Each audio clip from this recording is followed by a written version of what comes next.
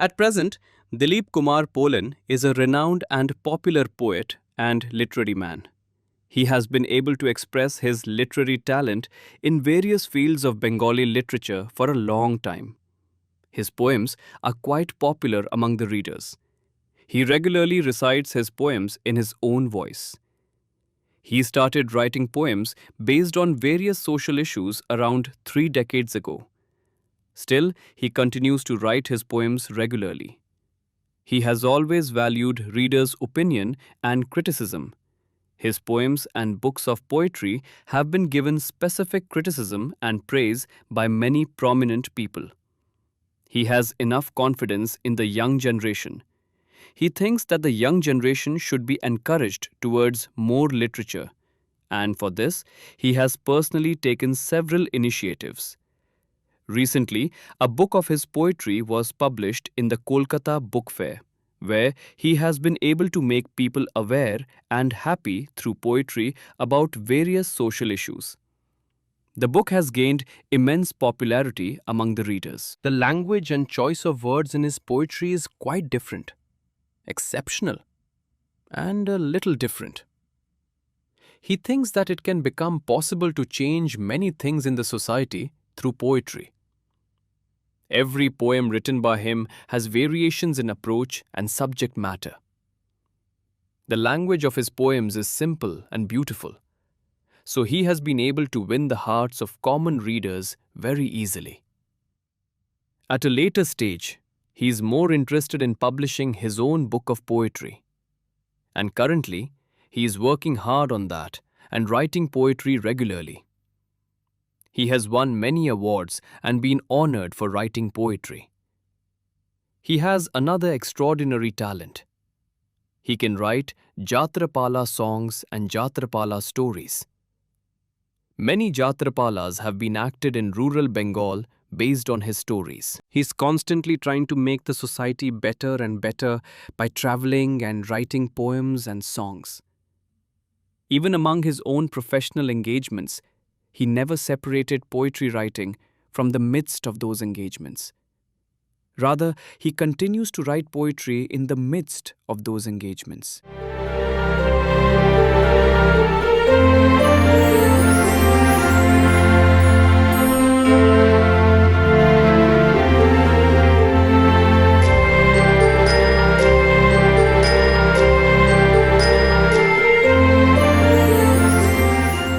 He has another extraordinary talent.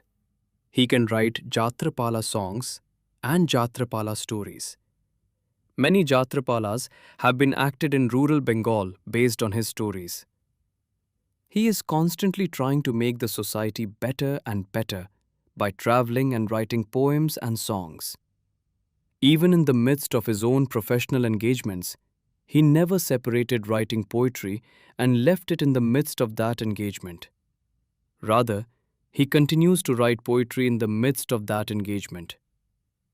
The rhythm of his poetry writing is completely different. He is keen to write and practice poetry in a different way outside of traditional poetry making. In this program, he talks about his experience of writing poetry to the readers and audience.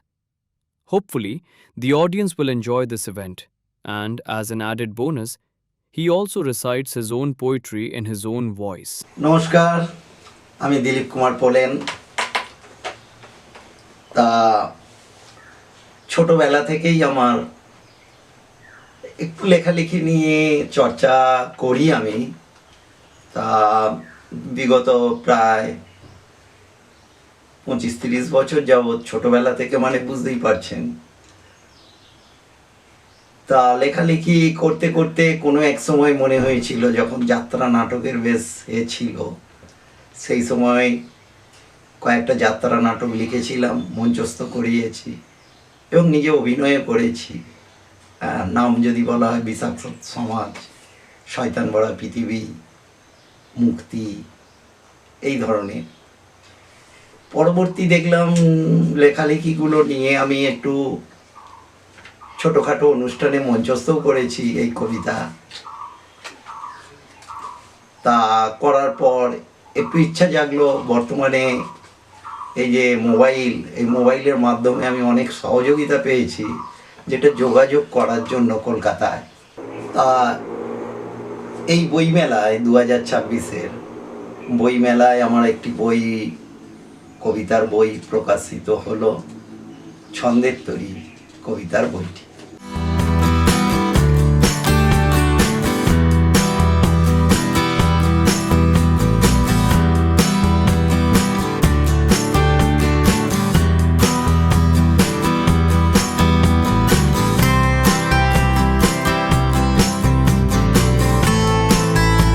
এই কবিতার বইটিতে মানে 8 থেকে 80 সকল বয়সেরই, বইটাতে মধ্যে আছে বর্তমান সমাজের কথা, এই বইটাতে আছে একদম বাস্তবিক এবং ছোট ছোট শিশুদের নিয়ে, মানে 8 থেকে 80 সমস্ত বয়সের মানুষ পড়ে এটা আনন্দ বা তৃপ্তি লাভ করবে।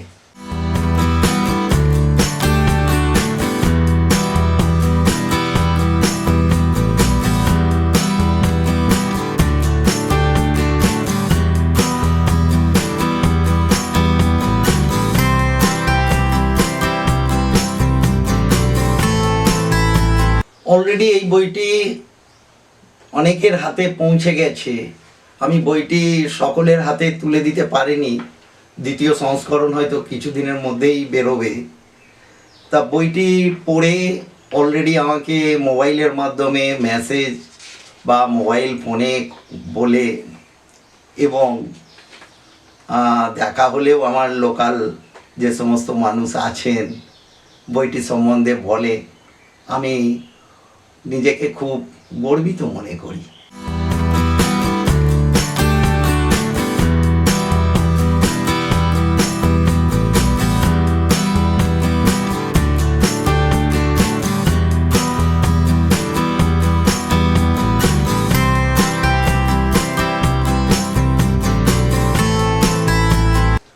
নিজের লেখা কবিতা ইচ্ছা করে যে প্রত্যেক মানুষের কাছে যেন এই লেখা পৌঁছে যায়, তার জন্য এই মাধ্যম আমি পেয়েছি এবং ইচ্ছা জাগছে। হয়তো সুকণ্ঠ আমার নয়, তবুও নিজের লেখা তো একটু যদি পড়ে আমি আপনাদের মনোরঞ্জন করতে পারি। আমার কিছু কবিতা আপনাদের কাছে আমি নিবেদন করতে চাই।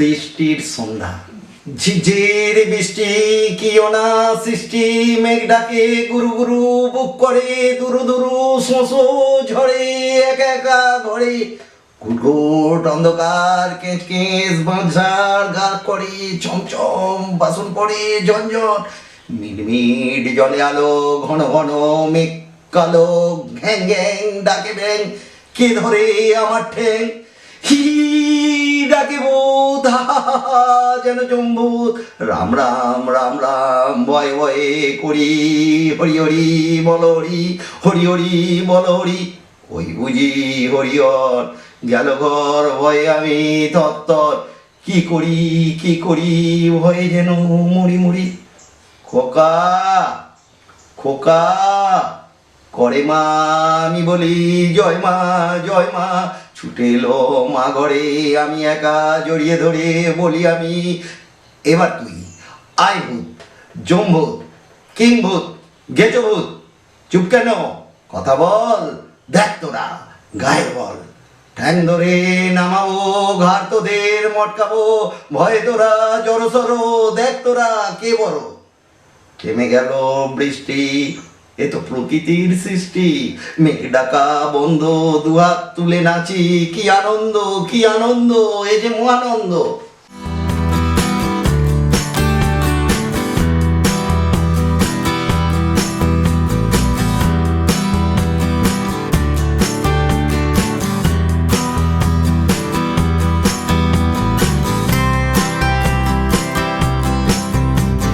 বন্ধু,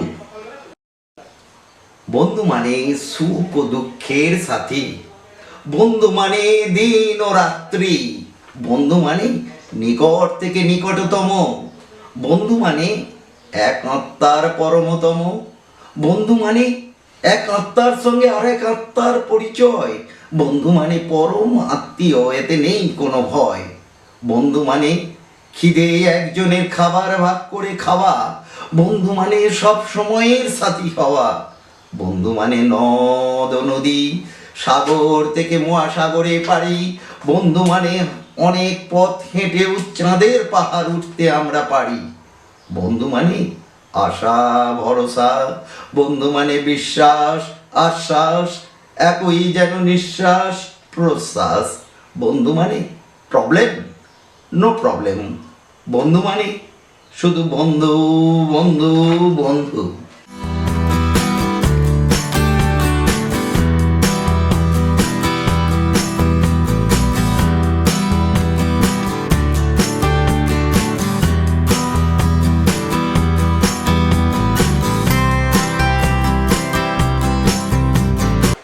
রক্তদান,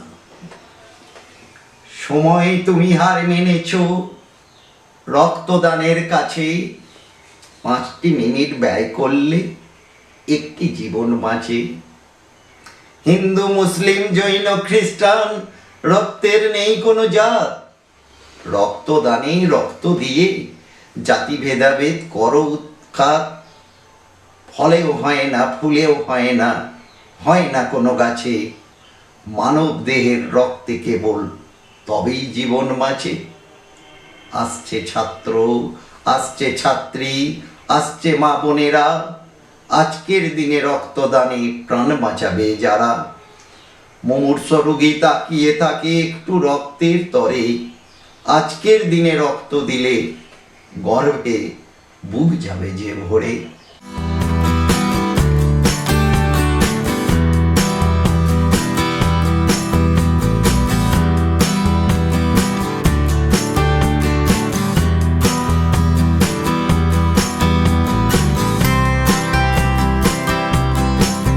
বাংলা মোদের গর্ব, বাংলা মোদের জন্মভূমি, বাংলা মোদের প্রাণ, বাংলা ভাষায় কথা বলি, বাংলা সকলকে করে সম্মান, এই বাংলায় জন্ম যাহার তিনি ঠাকুর রামকৃষ্ণ, উজাড় করে শিক্ষা দিয়েছেন, তাই তো আজও আমরা ধন্য, এই বাংলা গর্ব মোদের, এই যে স্বামী বিবেকানন্দের, তাই তো বিদেশে ভারত আজও উচ্চ স্থানে, এ কত মহানন্দের, এই বাংলায় নেতাজি স্বাধীনতার আর এক নাম, বীর বিপ্লবী ক্ষুদিরাম, বিনয় বাদল, দীনেশ, আছে তার অনেক প্রমাণ।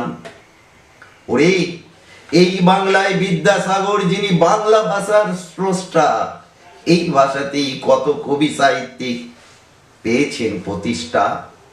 এই বাংলায় জন্ম মোদের, আমরা বাঙালি, যতই পরিযায়ী শ্রমিক হই না কেন, আমরা বাংলায় কথা বলি। বাংলা মোদের গর্ব, মোদের অহংকার, বাংলা ভাষা সংস্কৃতি কৃষ্টি, বাংলা মোদের অলংকার।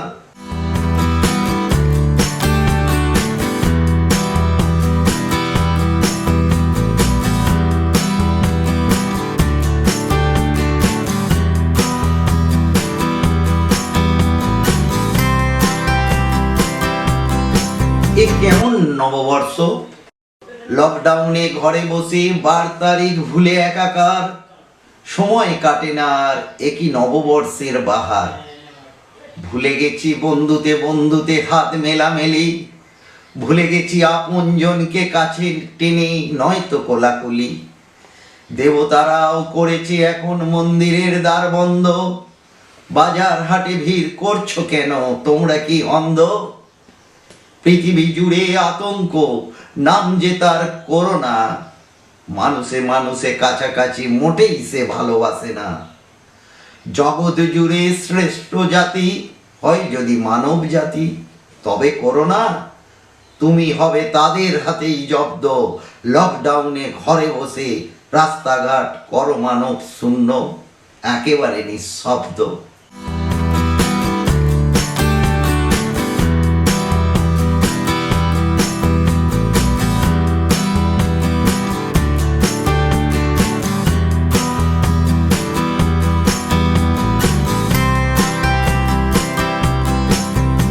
আমরাও তো মানুষ, আমরা বস্তিতে থাকি, পারি না ভদ্র সমাজে মিশতে।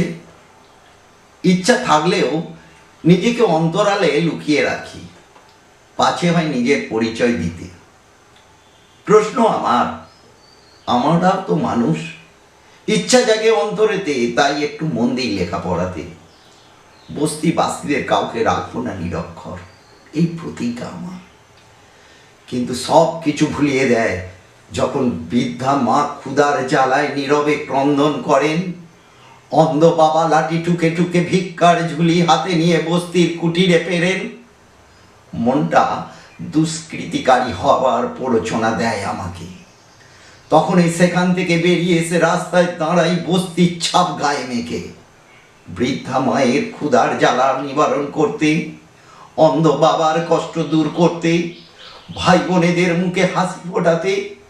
হয়তো বন্ধু করতে হবে পকেট মারকে।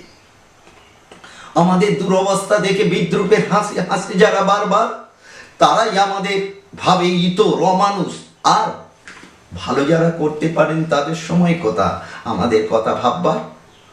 ওরা খায় মুন্ডা মিঠাই, কাটলেট, ফিশ ফ্রাই, রুটিতে জেলি আর মাখন মাখায়। বস্তির লোকেরা উপর দিকে করুণ দৃষ্টিতে তাকায়। উচ্ছিষ্ট খাবার যদি পড়ে অদূরের ওই আস্তা করে, বস্তিবাসীদের সঙ্গে বসে আছে কুকুরগুলো হ্যাংলার মতো জিভ বের করে। কোনো সময়ে হয়তো এঁটো পাতের উচ্ছিষ্ট খাবার পড়লো ডাস্টবিনে, অমনি কুকুরেরা হতভাগ্য গরিব মানুষের সঙ্গে কাড়াকাড়ি করে ওই খাবার ছিনিয়ে নিতে। এই ঘটনার কথা বুঝি উঁচুতলার কারো কানে পৌঁছায় না, এখনো তারা বেহুশ। কিন্তু কতদিন আর সহ্য করা যাবে? আমরাও তো মানুষ।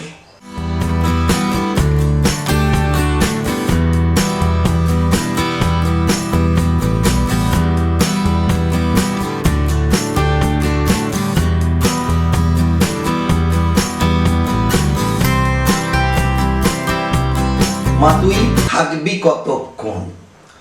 কটা দিন কাটলো ভালো পূজার ছুটির দিন, বার তারিখ গেছি ভুলে ছিলাম বেশ স্বাধীন। খাওয়া দাওয়া লাগাম ছাড়া বিরিয়ানি, চিকেন তন্দুরি, কখনো বা খেতাম আমি পনির রাইস, ভেটকি পাতুরি। পূজার মেলায় খেয়েছি আমি আইসক্রিম, চা, কফি, মোমো ফুচকা বাদ যেত না, কিনেছি কাজু বরফি। কেমন করে চলে গেল কেমন করে চলে গেল সপ্তমী অষ্টমী নবমী, ডুগডুগা ডুগ বাদ্যি বাজে সিঁদুর খেলায় মত্ত সাজে, এ যে আজ বিজয়া দশমী। কুরকুরা কোর ঢাক যে বাজে, ঢাকের কাঠি বলছে সেজে, মা তুই থাকবি কতক্ষণ, মা তুই হবি বিসর্জন, মা তুই থাকবি কতক্ষণ, মা তুই হবি বিসর্জন। ঢাকের কাঠি বলছে আবার, ঢাই কিরি কিরি ঢাই কিরি কিরি, বলো দুর্গা মাই কিরি জয়।